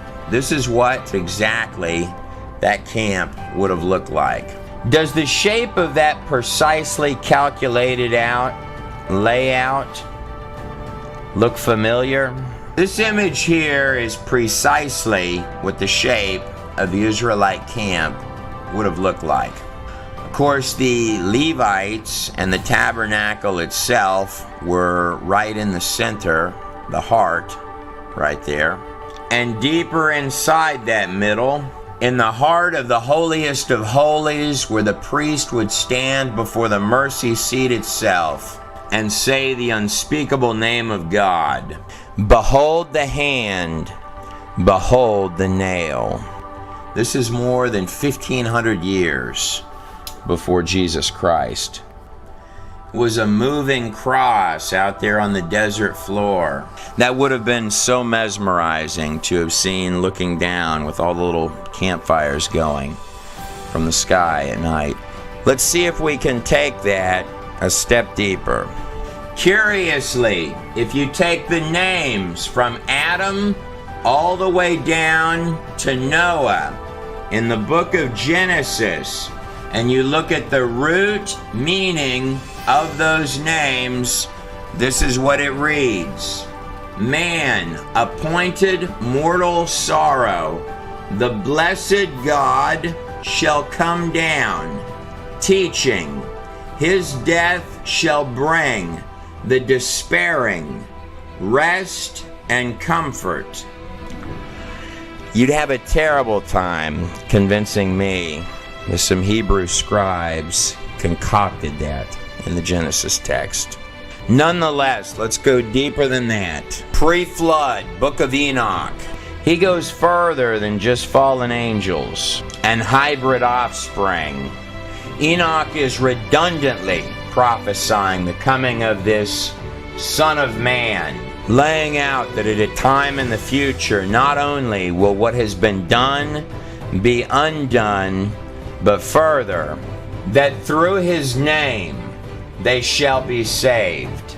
There are at least 365 extremely specific prophecies of the coming of that child and the sacrifice of a Savior. The Passover began before the final plague in Egypt, before the Israelite slaves marched out of the largest empire on earth, fulfilling every single rule of a Passover sacrifice, no less. And before the final plague of Egypt, they were to put the blood of the Passover lamb on their doorpost. Curious what meanings can be found in things when you're willing to scratch. One curious detail, the symbol of the Tav during any Canaanite or pre-Canaanite time period would have looked something like this. It is true that the ancient Tav, meaning sign or mark, perhaps covenant, looks something exactly like this. Crucifixion would not even become a practice until 5 ages of empires later under the Romans. It is interesting that the blood would be saving their firstborn sons, while God would be giving up his. In fact, even done on Passover Day. While the kings of earth were throwing babies onto open fire pits and flames, sparing no expense to build the grandest of towers and ziggurats to feed darkness their subjects' lives, to satisfy and appease the unending thirst of their little bitty otherworldly underworld gods. Something tells me that in a minute here, the underworld gods and the shadow people are going to have a role to play in all this before we get to the end. In today's environment, keeping up with your preteen isn't always easy, but there's one thing you can help control: well visits. Well visits help keep your preteen on track with recommended and catch-up vaccines. Don't delay. Schedule a well visit today. What greater love could one have than to lay down their life for their friends? Here's the empty tomb where Jesus was for 3 days. That 365 specific prophecies about Jesus Christ by no means includes the fabric of patterns. There are at least 4 times that many for the second coming. The hours when all the old scorecards get tallied up than there are for the first. Restoration and the entrance and return of the King. But out of all of those prophecies, there's only one other person other than Enoch who used this term, Son of Man. That would have been Daniel, who survived the lion's den, while in the very heart of Babylon, no less. It's astounding how these things work out. It was Daniel who interpreted the king of Babylon, Nebuchadnezzar's dream of the 5 empires leading to the end, including Nebuchadnezzar's own, and not including the 2 before it. That makes a total of 7. Wonder if that means anything. But an angel would appear in the later years of Daniel's life. More specifically, Gabriel, the same angel that came to Mary prior to the birth of Jesus Christ, as well as believed to be an angel at the tomb after the resurrection. And not only give him a tit for tat, sentence by sentence, line for line walkthrough of coming history, and we know that none of that precision was done after the fact, because the Septuagint, which included Daniel, was put together under Ptolemy during the 3rd century BC, as is seen in Daniel 11, beginning with the kings of the north and the kings of the south, the Seleucid and Ptolemaic empires, predicting even the unlikely rise of the little-known underdog, which would later come to be known as the Empire of Rome. Those are some really impressive guesses, but by far the most impressive of the entire bunch is that Daniel would predict the exact day and date that Jesus Christ would enter the front gate of Jerusalem on the back of a donkey, fulfilling Zechariah 9:9, that the people rejoice as the king cometh on the back of a foal donkey. This would be the 10th of Nisan, or more precisely, April 6th, 32 AD. 4 days before the crucifixion. Daniel is giving you the exact starting point. Daniel 9:25 states, "Know and understand this, from the time that the word goes out to restore and rebuild Jerusalem until the Anointed One, the King, comes." The date that a Persian king gave the decree of Artaxerxes on March 14th, 445 BC, to restore and rebuild Jerusalem after the Persians had defeated Babylon in exactly the way, by exactly the guy, Cyrus, that Isaiah had predicted 200 years in advance. Countdown leading to the precise day, and writing this more than 500 years in advance. It brings new meaning to when Jesus Christ told the Pharisees, "You think that in those scriptures you have eternal life, but it's those very pages that speak of me." Because of the mass reports of healings and blind eyes open on many occasions, the masses had wanted to make him king, but he never allowed them to praise him and declare him out as king until one very particular day that Daniel had given the math for more than 500 years in advance. Arriving at the front gate of Jerusalem, the religious leaders, the Pharisees, told Jesus, "You have to shut these people up. This is heresy." Jesus replied to the Pharisees, "If I were to silence these people, indeed I tell you, even the rocks of this place would cry out." If you do the math from the decree of Artaxerxes to the triumphant entry, this point here, 69 times 7 times 360, using the identical calendar system of the ancient world, most especially Babylon, making provision for the 24-day difference between March 14th and April 6th, as well as your 116 days added in for leap years, you're going to come up to exactly 173,880 days. On the money. Daniel's margin of error, more than 500 years beforehand, from that angel's lips, was precisely 0. But if I hop backwards, much before Daniel, before even the young King David, stamped into the pages of history for the highly unusual, miraculous defeat, of a six-fingered giant named Goliath. But going back past even David, the one often called a man after God's own heart, beyond the days in the wilderness, then even the time in Egypt, back to our first little starting gate cultures, down here in Egypt and over here in Samaria, the place of ancient Uruk, where Gilgamesh, depicted here as statue, ruled.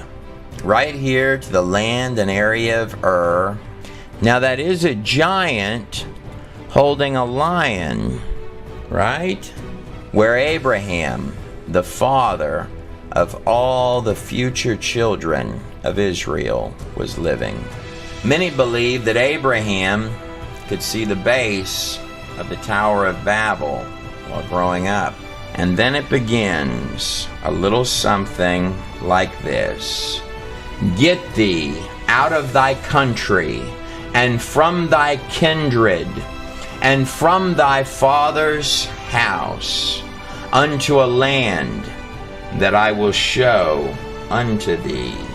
Abraham would ultimately travel over here to exactly where modern-day Jerusalem is. And I will make of thee a great nation, and I will bless thee and make thy name great, and thou shalt be a blessing. And I will bless them that bless thee, and curse them that curseth thee. That's a very big promise. One night he woke up with hot sweats and horrors that the Lord had shown him that his descendants would be slaves in a foreign land for 400 years, but that God himself said that he would judge that nation. And in thee shall all the families of the earth be blessed. Genesis 12, 1 through 3. What those pages are telling you is that the Hebrews, Israel, was the delivery system for the Savior of all mankind, leading full circle to the most well-known passage in the whole masquerade of particles that makes up the planet Earth. For God so loved the world that he gave his one and only Son, that whosoever believeth in him shall not perish, but have everlasting and eternal life. And every single possible thing, short of the kitchen sink, tried to stand in the way of that.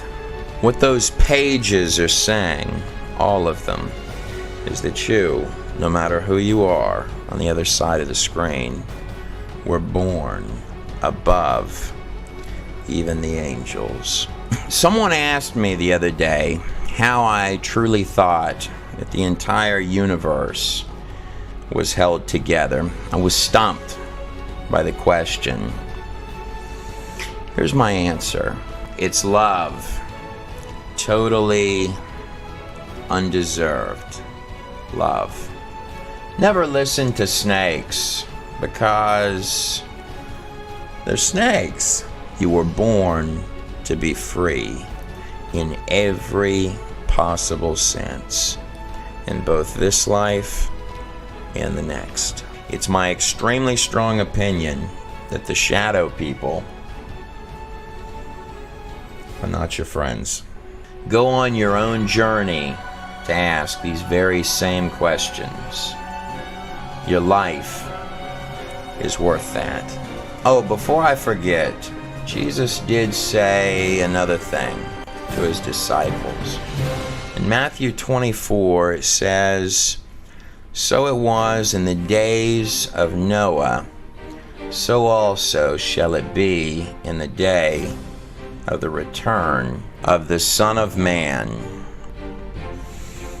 one can only wonder what exactly that might mean. It is true that the grand finale of any fireworks show is always at the end. I'm Trey Smith, and I hope you enjoyed the video. Here's some fireworks for you, of the friendly kind.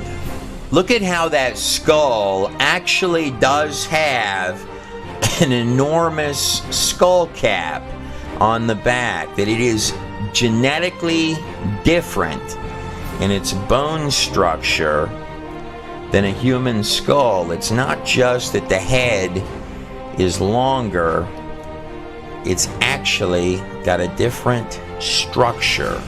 Coming this winter, soon, or maybe even available now, depending on when you're watching this video. All the Nephilim video you just watched on DVD in high quality with over 45 minutes of extra commentary with Trey Smith on Nephilim, aliens, demons, and the coming future. A DVD you won't want to miss. We are not responsible for any Nephilim which may have been injured in the making of this video.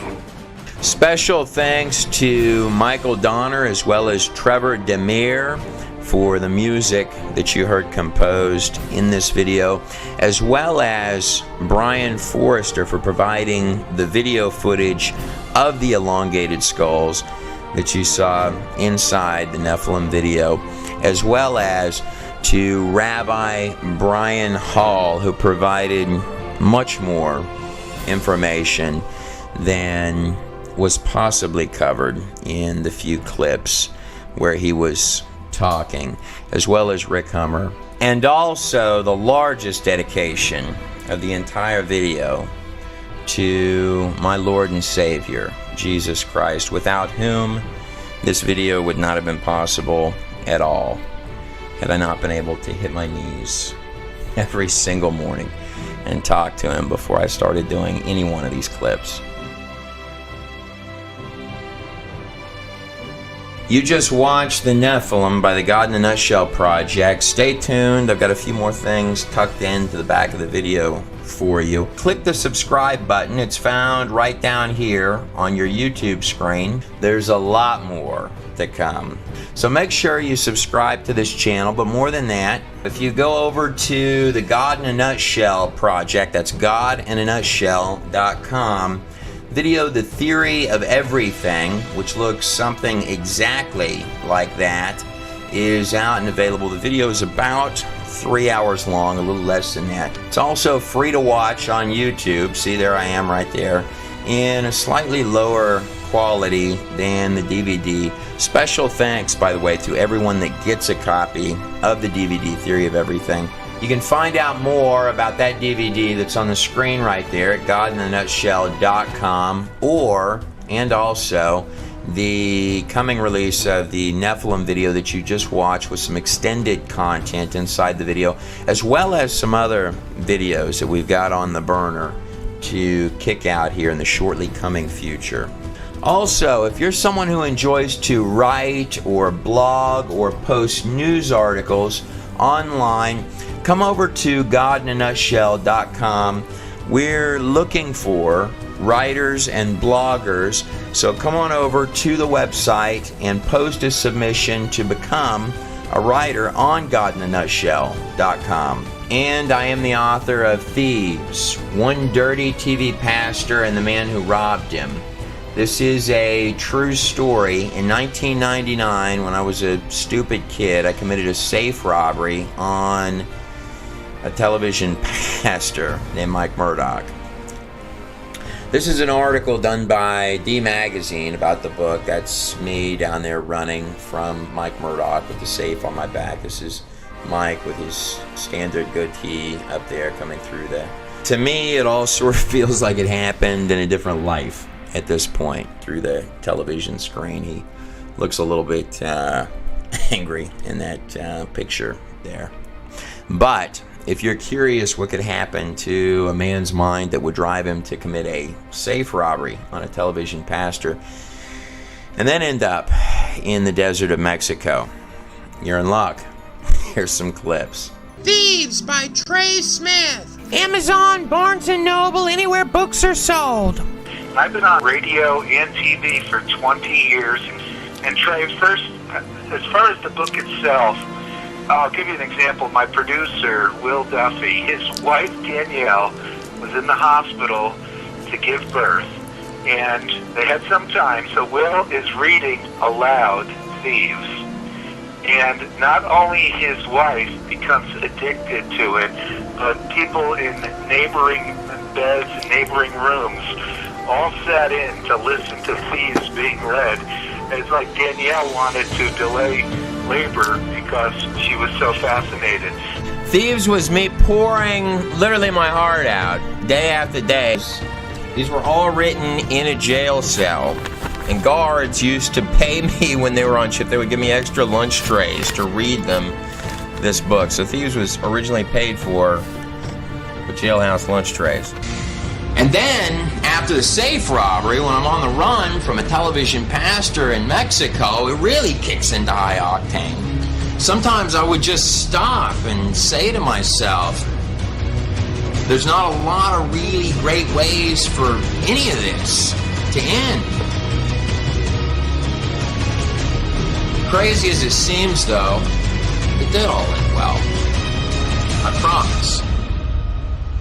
Thank God for that. I'm pretty certain that you're not going to find anything like this anywhere.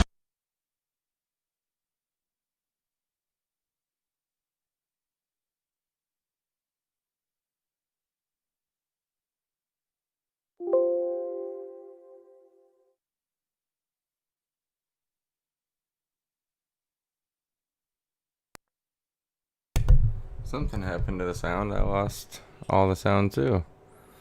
I don't know what just happened. Let me skip back and... Theory of... Okay, yeah, so it's... that you're not going to find anything like this So... anywhere. Alright, so yeah, that's a mess up in the video. But we'll leave it going as we close out tonight. I really hope that was edifying for you guys. There's a lot of great information in that documentary, and if you want to share it, the link is in the description, so you can share, not our watch party here, but share the actual video on Trey's channel there.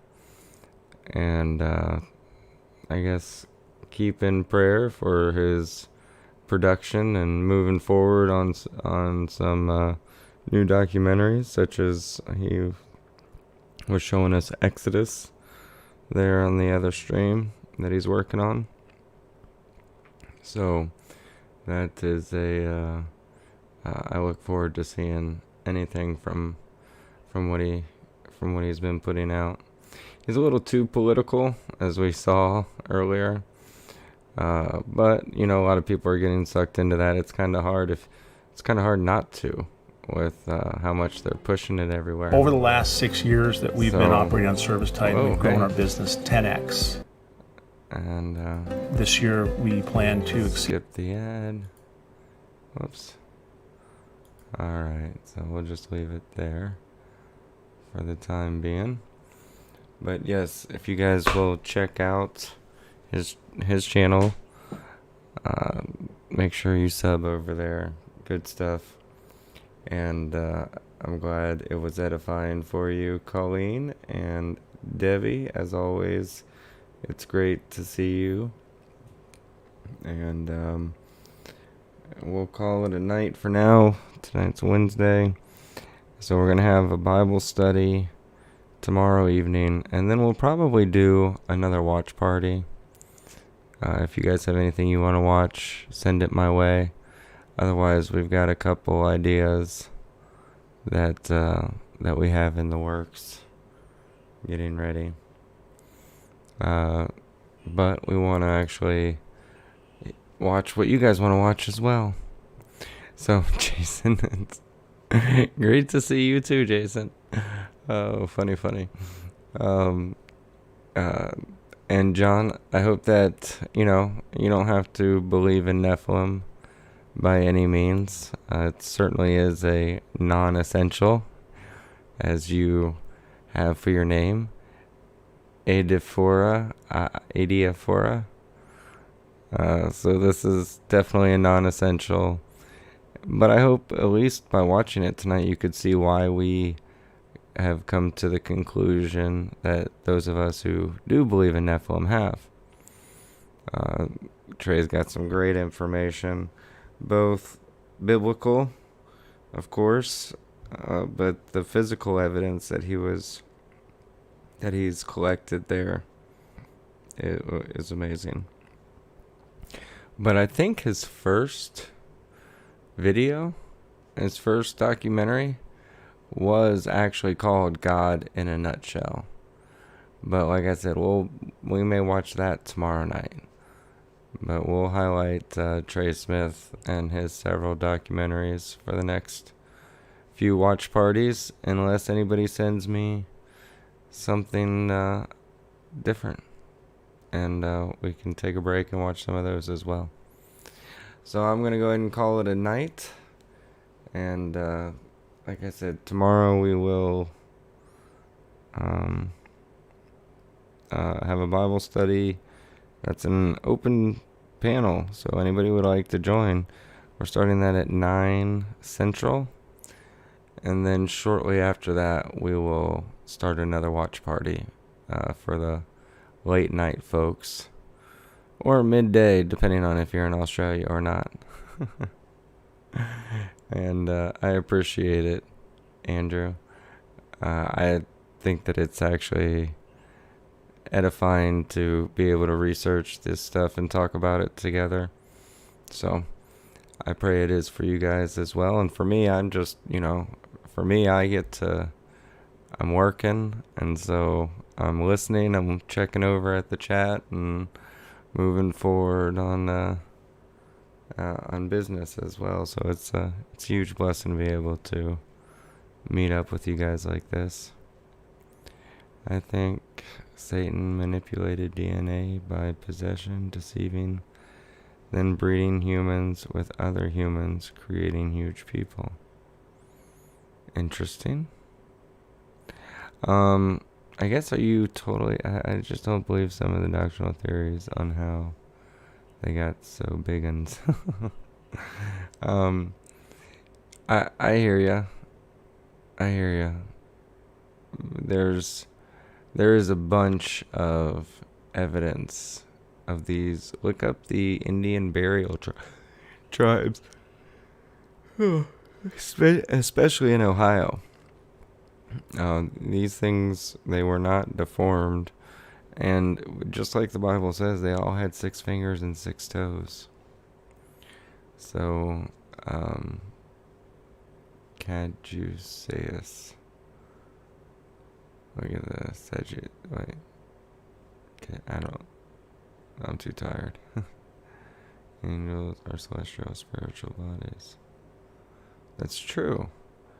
But one of the things that Trey explained well in this broadcast, or in this documentary that he did, is that demons come from the death of these Nephilim. And so God did not create the demons. He didn't create the Nephilim. He created the angels, gave them free will. They chose against him, tried to do something. Not sure how that science works, but they probably did it in a lab of some sort. And created something that God never intended. Now, did he know that it was going to happen? Yeah, of course, he's omniscient. But did he intend for it? No, never crossed his mind. Just like just like how they ask for the killing of the babies. God said that it never crossed his mind. Does that mean he was not omniscient and he didn't know? Of course he did. He's talking about it was never his intention for any of his creation. Spiritual. Man, I'm tired. I'm sorry, guys. I'm sorry. Whether spiritual or physical, he never intended for that wickedness to happen. So, well, we will call it a night, like I said. And again, it's Always a pleasure to fellowship with you guys, even if it is just watching a movie together. But like I said, send me documentaries that you guys may have. Paul and I have thought of several.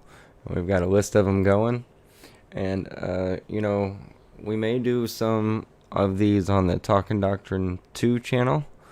So make sure you're subbed to that. If you're not, just put in Talking Doctrine and then put in TOO for also 2, and it should come up for you pretty easily.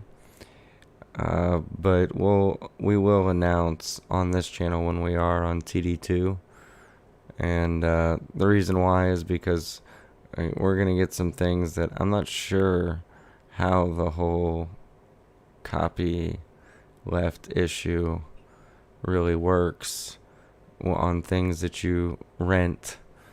So we're gonna get some documentaries that we pay for and watch them together. But I don't want to jeopardize the channel because I'm not exactly sure how all that stuff works. So we'll be doing, putting it in our little movie theater here, having it different, but don't want to push the belly of the beast when having them try to say that we've issued copyleft stuff. So, with that, we will, again, call it a night. I appreciate everybody for being here.